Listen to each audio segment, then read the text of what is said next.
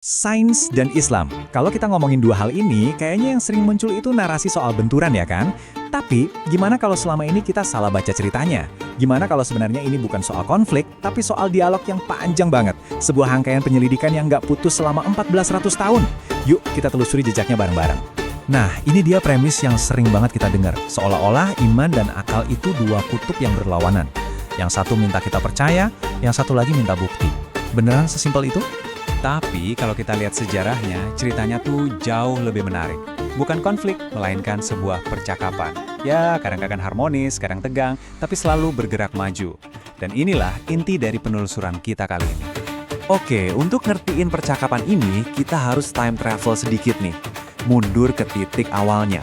Jauh sebelum era pencerahan di Eropa, dunia Islam itu jadi mercusuar ilmu pengetahuan. Dan yang paling keren, yang jadi bensin utamanya itu justru keyakinan. Kuncinya tuh ada di sini. Konsep tauhid. Ini bukan cuma soal teologi yang rumit loh. Buat para pemikir muslim dulu, tauhid itu artinya gini. Kalau Tuhan itu satu, berarti ciptaannya juga pasti teratur, satu kesatuan, dan bisa dipelajari pakai akal. Jadi, meneliti alam semesta, dari gerak planet sampai cara kerja tubuh kita, itu bukan sekedar kegiatan intelektual, tapi sebuah ibadah untuk menyaksikan keagungan Sang Pencipta. Dan dorongan ini jadi makin kuat karena ada perintah yang jelas banget. Hadis ini mengubah pencarian ilmu dari sekedar hobi jadi kewajiban suci. Seolah-olah ada lisensi ilahi untuk bertanya, meneliti, dan yang paling penting, memahami dunia ciptaan Tuhan. Dan hasilnya, boom, terjadilah ledakan intelektual. Kita nggak ngomongin satu dua penemuan aja ya. Ada Jabir Ibn Hayyan yang meletakkan fondasi kimia eksperimental. Ada Al-Khawarizmi yang namanya ngasih kita kata aljabar dan algoritma. Itu loh bahasanya dunia digital kita sekarang. Terus ada Ibnu Sina yang buku kedokterannya jadi rujukan di Eropa selama 600 tahun. Dan Ibnu Al-Haytham yang merumuskan metode ilmiah modern. Ini warisan peradaban, bukan main-main. Nah ini nih poin paling penting dari zaman itu. Buat mereka, gak ada tuh pemisahan antara laboratorium sama masjid. Sains itu salah satu bentuk ibadah. Memecahkan soal matematika atau ngamatin bintang, itu cara mereka berzikir. Cara mereka merenungkan betapa teraturnya ciptaan Tuhan. Oke, sekarang kita lompat maju ke era modern. Gimana kelanjutan percakapan ini? Tentu tantangannya beda, dan jawabannya pun jadi lebih beragam. Dialog antara sains dan Islam hari ini jauh lebih kompleks. Biar gampang, kita bisa pakai pertanyaan Ian Barbour ini. Ada yang masih melihatnya sebagai konflik. Ada juga yang pilih jalur aman, independen. Sains jelasin bagaimana, agama jelasin mengapa. Tapi area yang paling seru sekarang, itu ada di nomor 3 dan 4, dialog dan integrasi. Di mana para pemikir muslim berusaha keras merajut kembali benang yang dulu pernah menyatu erat. Nah, di dunia muslim modern, usaha buat nyatuin lagi sains dan Islam ini setidaknya kelihatan dari 3 pendekatan utama. Pertama, yang sering disebut Bucailianisme, yang intinya mencari kecocokan antara ayat Al-Quran dengan penemuan sains modern. Kedua, ada gagasan Islamisasi sains, yang lebih fokus ke etika, gimana caranya sains bisa sejalan sama nilai-nilai Islam. Dan yang ketiga, yang paling mendasar, adalah upaya membangun paradigma Islam baru, yaitu cara pandang sains yang lahir dari worldview Islam itu sendiri. Semua perdebatan modern ini ujung-ujungnya tuh balik ke satu pertanyaan fundamental. Al-Quran itu perannya apa sih? Apakah dia semacam buku teks sains yang isinya fakta-fakta tersembunyi? Atau apakah dia sebuah sumber inspirasi yang justru mendorong kita untuk berpikir kritis, mengamati alam, dan yang paling penting ngasih kita kompas etis dalam setiap penemuan?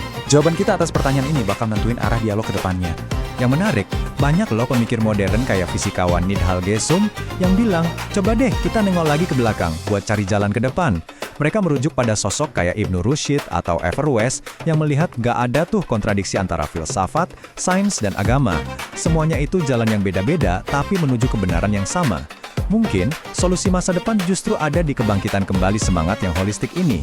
Jadi, setelah kita lihat masa lalu dan memetakan kondisi sekarang, pertanyaannya adalah, kemana semua ini akan bermuara?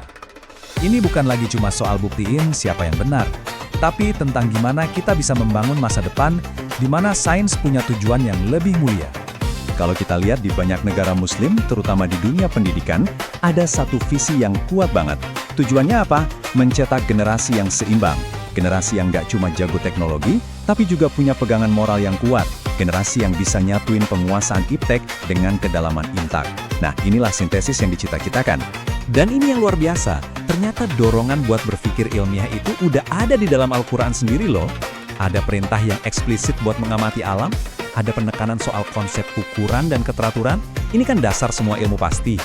Dan ada ratusan seruan untuk menggunakan akal untuk menganalisis apa yang kita amati. Ini seperti cetak biru untuk sebuah mentalitas ilmiah. Nah, disinilah percakapan tadi jadi relevan banget. Al-Quran, meskipun bukan buku sains, mendeskripsikan alam dengan cara yang sangat beresonansi dengan penemuan modern.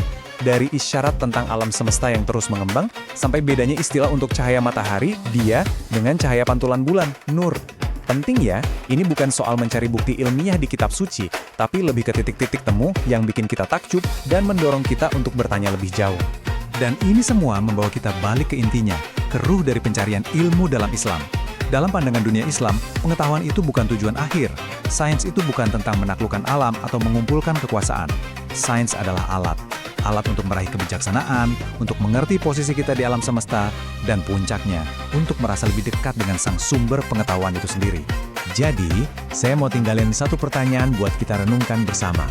Di tengah tantangan global yang butuh solusi ilmiah, mulai dari krisis iklim sampai etika AI, apa yang bisa ditawarkan oleh percakapan 1400 tahun ini? Coba bayangkan sebuah dunia di mana inovasi nggak cuma didorong oleh pertanyaan apakah kita bisa, tapi juga oleh pertanyaan yang lebih dalam. Untuk tujuan suci apa kita melakukan ini? Mungkin itulah kontribusi terbesar dari dialog abadi antara sains dan iman.